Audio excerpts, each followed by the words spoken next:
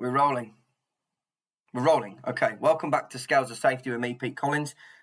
Today, I'm going to give you a bit of an insight into the breakdown to the examiner's sort of information. This is the examiner's guidance breakdown of how they're going to mark your work for your NG2 risk assessment.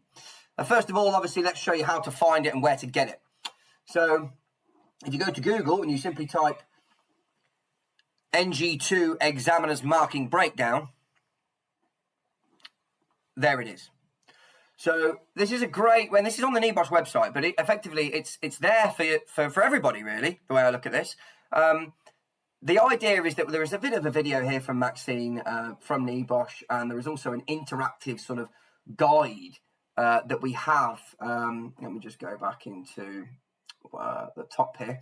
So there are obviously 4 parts to your risk assessment. If you've not read the guidance, go and read it now. Go and read the guidance, because you've got to start somewhere, and the key to the success is the examiner's guidance. Now, this is really a bit of guidance for, I'd say, learners, but also examiners, right? So you have the guidance in here as well, but there's also their example that they use too.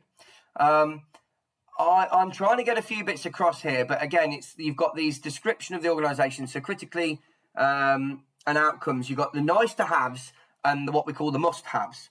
But I'll leave you to this to have a good look through this bit of information for you. Go and have a look at this. It's very wise to do so.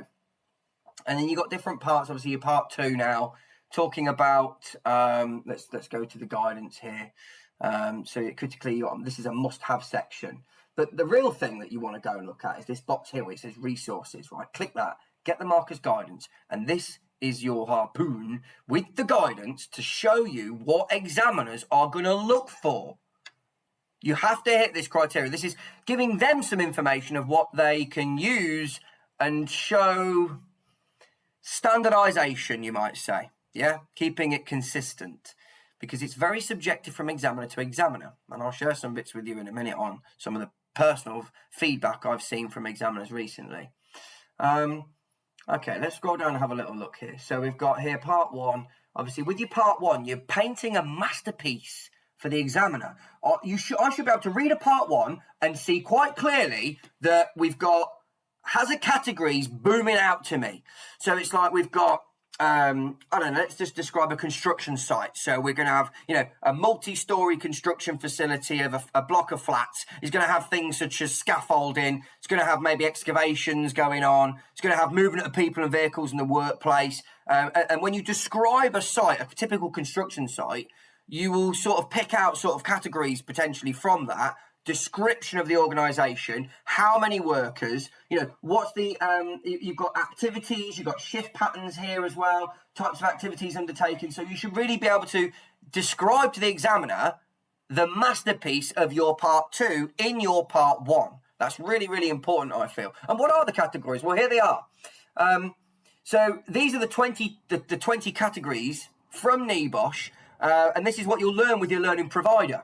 So all in all, the colours really reflect different parts of what we say elements and different parts of the programme. So, but if I think of a construction site, we're going to have large moving plant, telescopic booms. So you can have people and vehicles in the workplace. There's likely going to be uneven ground, so we're going to get slips and trips. We're going to have load handling equipment because we're going to have lorries being unloaded from, I don't know, pipe work, brickwork, IABs being used. From that, we're going to have hand tools being used. So we're going to have vibration.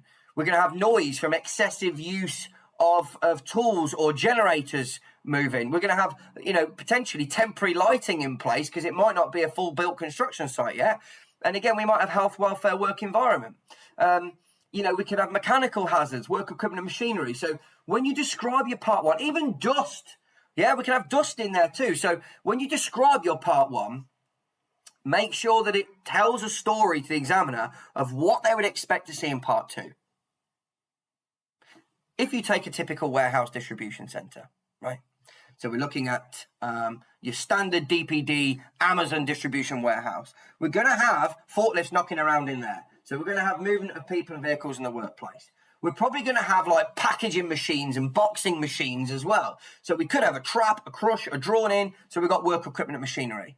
We could have cleaning products being used on site. We've got hazardous substances. We're going to have racking in there. So we've got load handling equipment and maybe even falling objects from height if a racking is to be uneven and something was to fall there. If people are in, let's say, what we use, the scissor lifts. So we're going to have working at height in here as well. Where are we? Working at height, working at height. There, work-related drop, working at height. So we're going to have working at height for the use of scissor lift, and really it's going to be like misuse of scissor lift, or it could be observed using without a harness or using defective equipment. But ideally, these are the categories that they're going to use, and you've got to make sure that in your part one, which is my point, you describe some of these things, because I'm not an examiner, but when I get across to learners around what they should be putting in their part one, it should describe a part two effectively. I should be able to read it and say, oh, right, okay, this is what we're expecting to see. Okay, so how many workers are there? Now, I just want to make it clear that these are the big need to know hows. Examiners cannot refer you if you get a part one or a part four incorrect, okay? And point, relevance, evidence, prune, right, is our explanation. Here it is in black and white for you from NEBOSH themselves. It's a nice to have versus a must have, okay? So the nice to have is your part one and your part four. Your must have is your part two and your part three. And here it is in their breakdown of their sort of guidance examples, etc. for examiners. So is the description of the workplace sufficient to understand what the typical hazards are? If they haven't done that very well, it's simply a nice to have and provide feedback to you only. If there is, gathering of information. So a learner was referred a while ago because they didn't refer to the HSC website. Simply referred them for that. The only thing, they just got them on that. But again, it shows the examiner might not have been aware of this. And I wasn't aware of this piece of information back then either. So part two, risk assessment. Now, this is the must-have look. You must have these things in place. So we've got to get 10 different hazards from 5 categories. Now, look, I used to call this the category conundrum. A lot of learners sort of try to get this in their head, but it's simple as this. Just do 10 different ones. I like to show the learners need to consider the fact that we are protecting people's health and safety, right? So it's occupational illnesses as well as physical injury. That's the way we've got to look at this. So when we produce our risk assessments, I would like to see people putting in a little bit of, potential that can cause occupational illness as well. Probably people just go for like slips, trips and falls, working at height, work equipment machinery, moving people. These are all the physical things that can harm people. But we got to show a bit of discretion here. We've got to show the examiners that we're going to look into our workplace and consider occupational illness. So, exposure to a hazardous substance like dust is going to cause an onset of an illness of COPD in the later down the line. That's a bit of a generic one, really, because you can get a chemical burn from it as well as a hazardous substance. Poorly managed, so it would be poorly managed job descriptions and workload. That's going to cause mental ill health. These are the things that you can put really under the category. I'm just giving examples here. Manual handling. So prolonged excessive exposure to packing boxes. So it's got to be described as something unsafe, but equally, to get back to the point here, to understand that we've got to get 10 different hazards from 5 categories, basically just go and get 10 hazards, but show a bit of an array. What it means over 5 is that I could go 1, 2, 3, 4, 5 and choose 10 hazards from 5 of these. But again, let's show the examiners that we've really done our best. Give it your all for this, because the amount of effort that you put in, you've got to get it right. So I would definitely show examiners that you've considered ill health as well as physical injury here. Okay, where are we at? Timescales, we're at start and end point.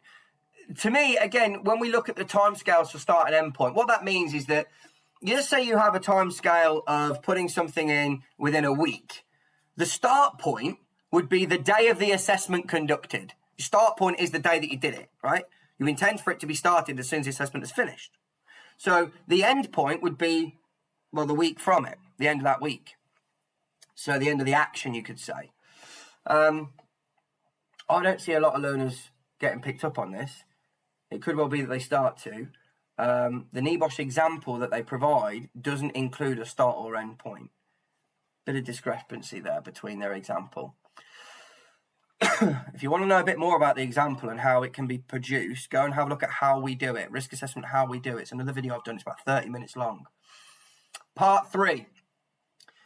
I see many things from examiners on part 3 of where they're trying to...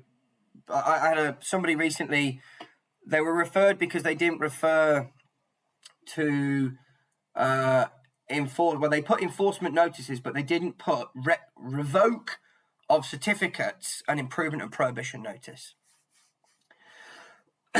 Excuse me. We're seeing a lot of discretion of what's really required. And I think as learning provider, you're trying to build it up. So the learner has justified moral, legal, and financial arguments. Has the learner chosen 3 of the highest priorities? So when you're in your part 3, you've got moral, legal, financial arguments. They're sort of the generic for all. General, moral, legal, financial. General moral, speak from the heart. People have the right to go to work and come home safe. There is expectations from employers to protect people, to give them a good career and ensure that they're not exposed to occupational illness or physical injury when they go to work. So some along the lines of that. Again, the example NEBOSH provide gives a bit of an insight too.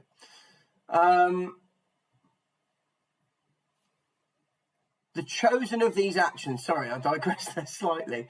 The moral, legal, and general. So let's move into legal. General legal is things like referencing the Health and Safety at Work Act. You've got to reference the Act. You've got to ensure that there are things like policies mentioned. There's a number of different things. Go and have a look at their example. But ultimately, the legal is sticking to legal. Morals from the heart. Financial is things like fee for intervention, which is now £174 an hour. You've got maybe legal fees. You've got the turnover of the company, potential fines that are going to be in there. So I would say definitely consider those things as well. But have you described them well enough to the examiner? Okay, chosen the 3 that require the most urgent attention. So you've got to then take your part 2, which you've finished, and go and have a look at which 3 actions you feel need immediately addressing now. So you're going to go to your director or your employer and say, right, this has got to be in place now because of X, Y, and Z. And I would don't use like PPE or, the bottom of the hierarchy. Maybe administrative controls could be there. But for me, let's get engineering, substitution, and elimination in here because it's completely going to be effective and it's going to be, the higher end of the hierarchy, which again shows examiners that we really are using the tools that we're being given by our learning providers to put these things in place.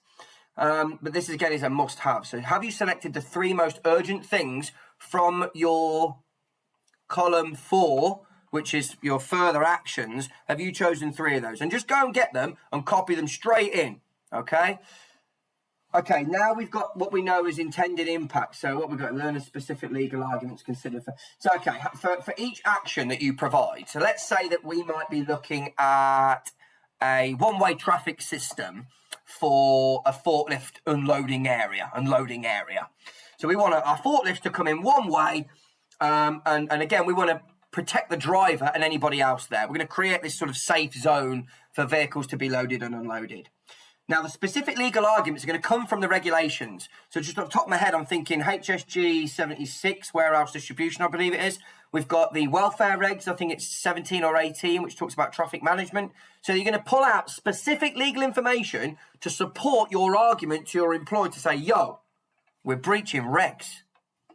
Okay, so that's the idea we want to get behind that. We've got to really make sure that they are specific and they're not generic. Don't refer to the Act in this because you've got to go specific legal. And then the consideration of likelihood and severity. For me, when you consider likelihood and severity, use a matrix. I don't know how anybody else could explain it to anyone without using a matrix system.